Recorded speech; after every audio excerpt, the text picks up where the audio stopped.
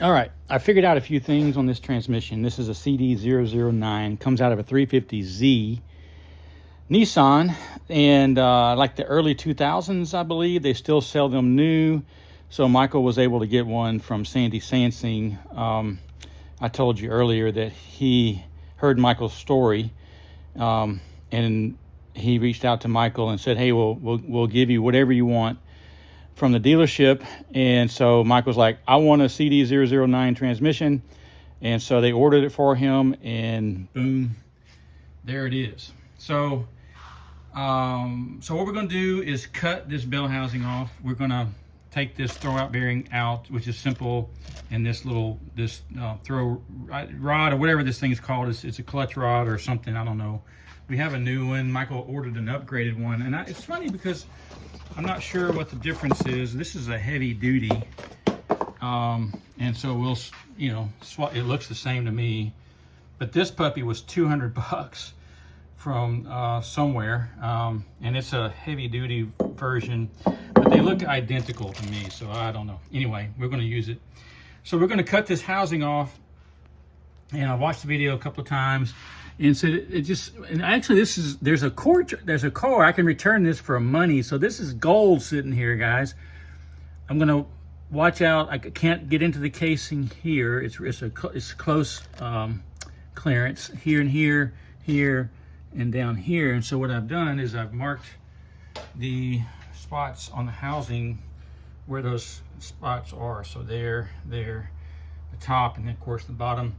I've strapped down the transmission so I realized it's not really sitting on much down there, so I thought maybe I better strap this puppy down so it doesn't fall off the table. The other thing is, I found out as I did a little more research, the fluid that ships in this thing is not meant for driving. So I ordered some Redline MT90. You can use 85 or 90 in this thing. So I went with a little bit of heavier viscosity on the 90. So we'll change that out before we install this transmission. The other thing is we're going to remove, so I got to thinking, I was like, man, this transmission is just too long. It's way longer than this guy. And so I measured from the front of this to the shifter is 30 inches. On this, from the front to the back there is like 36 inches. I'm like, this will never work. And so I found out that you take this assembly off. You take this, you take these 4 bolts out, you take this assembly off, and then you shorten this linkage by removing, there's a pin in here somewhere, and trying not to get, there it is. There's the pin. So remove the pin, and then you use this, there's a shifter kit from GKTech, which basically adapts this new shifter to this linkage here. When that puts it right at, I think it's like 30.5 inches from the front to the back after we put the new bell housing on, which is right there. So anyway, so I'm learning. I mean, I'm getting there. So I'm about to jump into cutting this housing off. I'm going to slide this off, which is really, you just slide that puppy out, boom. I'll tape this up and cover it with some plastic so that it doesn't get contaminated with all the shavings, and I'll get to it. So here we go.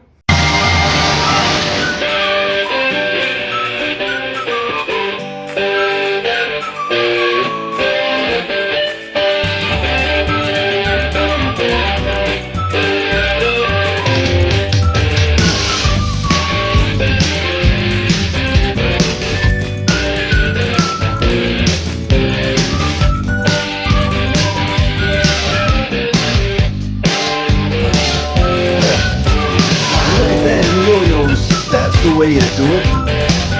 Play the guitar on MTV. All right, so guess what? We have success. We cut the old, I say old, I mean we cut the other housing, the original, off. It came off pretty dang easy. That grinder, I got a new wheel, so it went through it pretty much like butter, and was easy. I took the old cover off, and because I just wanted to kind of mock it up just to make sure I didn't really mess it up. And I'm happy. I got just a couple bolts in it. I got to look at the video again because some of these bolts get Loctite, some of them get sealant. I think it's just these bottom 4 you get Loctite and sealant. And then they'll be ready to go as far as the housing goes. But there's a little bit of a gap right here, which they said was normal. It's designed that way. It doesn't have to be precise. So if you're watching this and you're actually looking how to do this, there is a video that comes from, you probably already have it, but the video works really well. I mean, everything is well explained from Godzilla Raceworks, and I'm just impressed. It's looking good, y'all. So next step is to get those bolts in and get the gasket on. I just got it mocked up with no gasket right now. And then we'll move on to the next step of taking that shifter cage off back here and installing this shifter kit. And we'll go over that in just a moment. All right, so we got the new adapter bell housing on. We got the throwout bearing installed along with the clutch rod, whatever that thing's called, ready to go. And then we took off the cage back here. So now next project will be to take that shifter,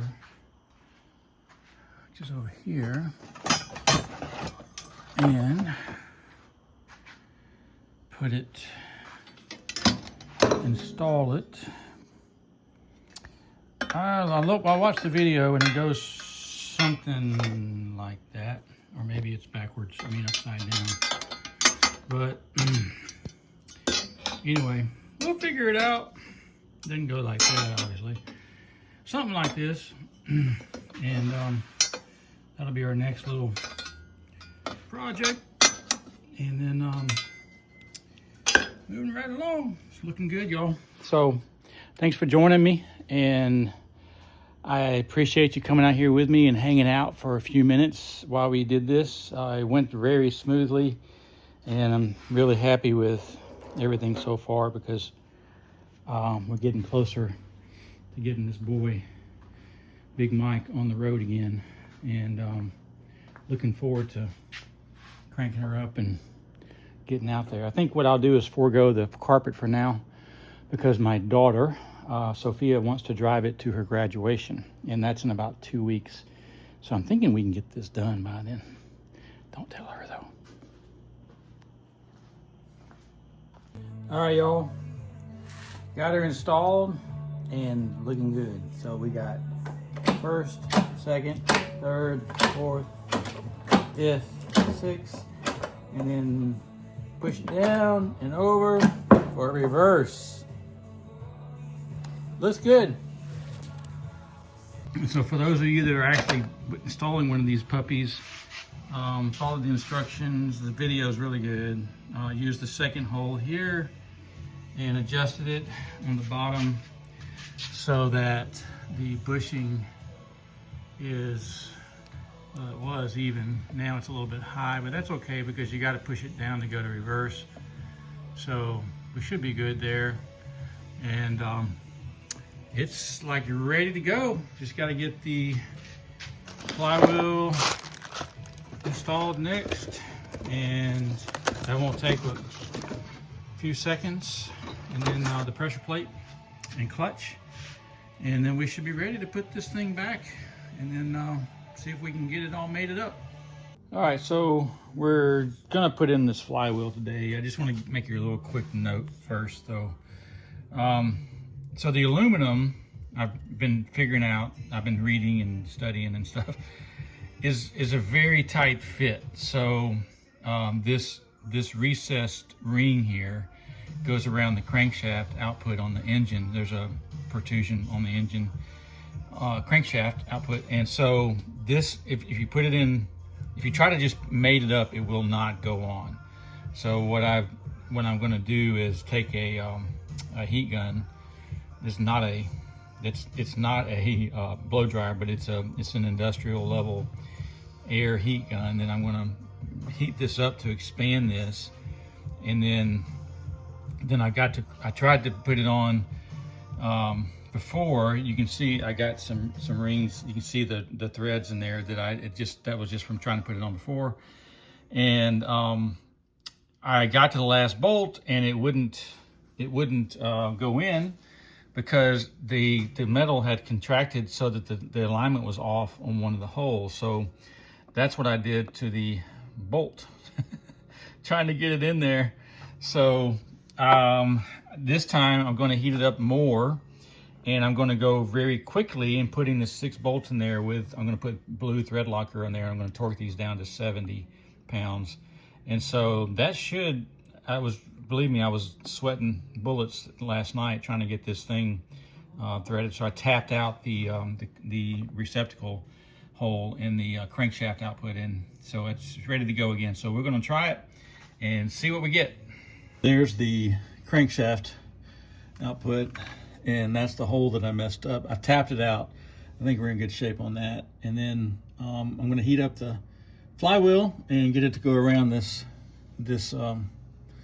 whatever this thing is, and so that we can get this flywheel on there. I'm just going to move a lot faster this time. Here we are under Big Mike, and I got the flywheel installed. It took about 5 or 6 tries to get the bolts aligned, and then finally I remembered I had this light because I couldn't see anything in here in the dark, so that helped me get everything lined up. We got the bolts torqued in 70 pounds, and then that one bolt there is the one that had the messed up threads, and I got it in the hole that had the messed up threads that I tapped. That way, if I have trouble in the future, I'll know that was the hole. So I have to use a helical in the future, but I think there's plenty of threads in there that won't be an issue.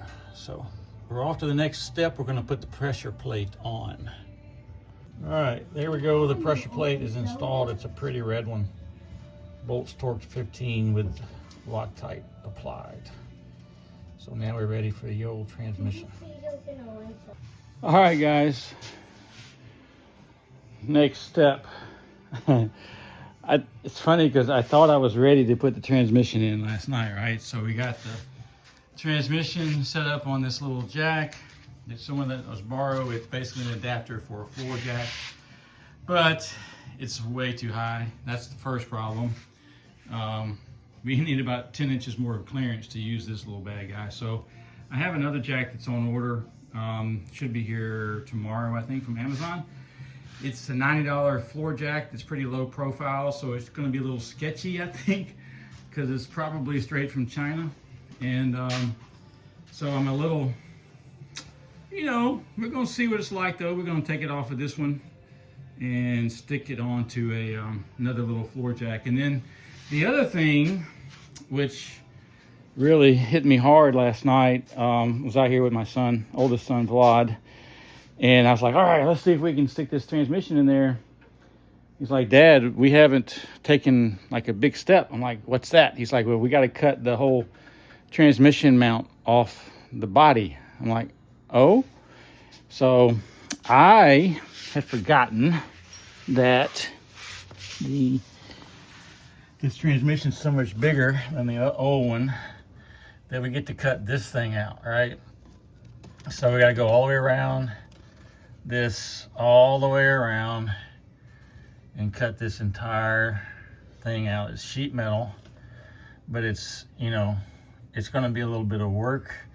And what's crazy is there's not a lot of room under here to work, so I'll have to lay down and do it from a laying down position. I need a lift. Wouldn't that be awesome? But there's that beautiful pressure plate clutch, and I did find out on this clutch that there was a special clutch. This transmission can make some noise that's normal, but if you get this quiet clutch, I think, who's it from? South Bend clutch? And Michael got the right one. Let me see this little piece of paper here. Yeah, it came from Godzilla Raceworks, and see the quiet disc clutch, and it's from a Nissan Skyline, but it's from South Bend Clutch is where we got it from Godzilla Raceworks. So they order it, I guess, and drop ship it. So that's going to go with this transmission. So anyway, we got that going on. And then my three tools of choice, in no particular order, are the Sawzall. I think this is going to be my primary right here because it's small, it's air powered, and then we'll finish up with this and probably the side grinder, which is here. It's battery powered, so that should be pretty easy. So I think between those 4 tools, we should be okay. Last night, I really honestly was panicking because for me, it was a setback. It was like, okay, let's get the transmission in there. And then Vlog's like, no, Dad, we got a big step here we got to take. So that's what we got to do.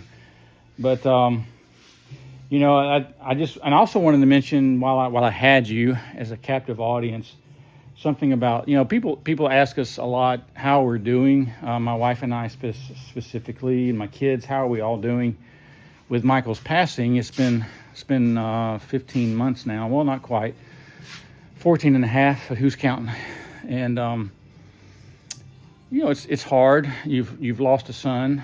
You look at the potential of a guy going to a Division I school, which I never thought would happen. Now my youngest son is going to University of Alabama as well under the same degree program, mechanical engineering. But you know, all that, you think about all the potential of marriage, wife, grandchildren, you know, it's just all that's wiped away, you know, and it's devastating. It really is. And so you can focus on that, you know. And so when people ask me how we're doing, I just you know, go back to what's getting me through this is gratitude. It seems kind of maybe cliche to say it, but being thankful for our upcoming reunion. I look forward to that. But you know, really the bottom line is for me and is, you know, you can dwell on the loss. You could focus on the loss, and that's all you dwell on. And if that's all you think about is the loss of all the potential, all of the what ifs, it can drive you crazy. It could put you in an early grave. And I'm not being facetious when I say that. You know, you focus on that much loss and you think, and that's all you think about, it can destroy you, really. And so what I prefer to think about is my other kids that we have, thankfully. We have 4 other beautiful kids. I have one grandson who's 5.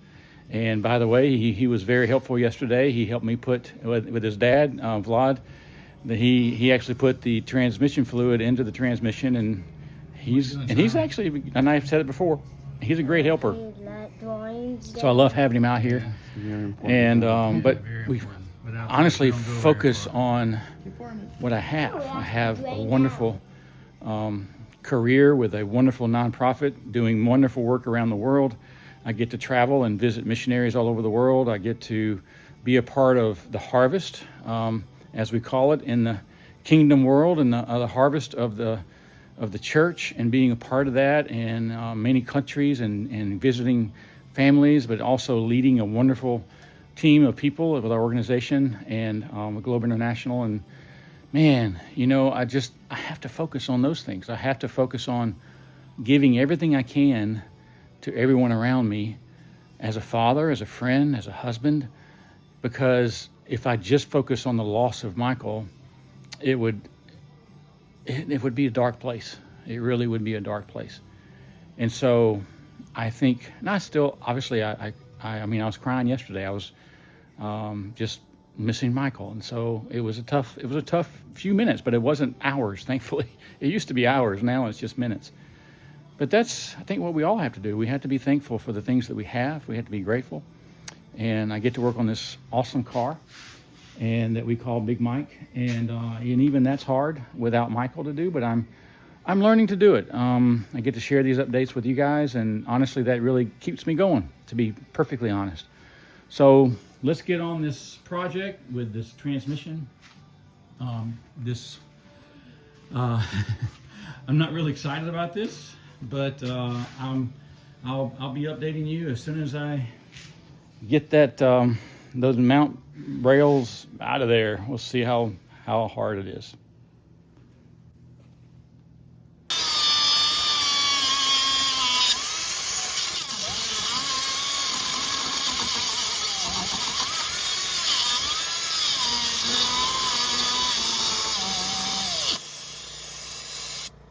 Check this out. What I thought it was going to take like 3 days. I got it. I can't believe it. I am so happy. I mean, check this out, y'all.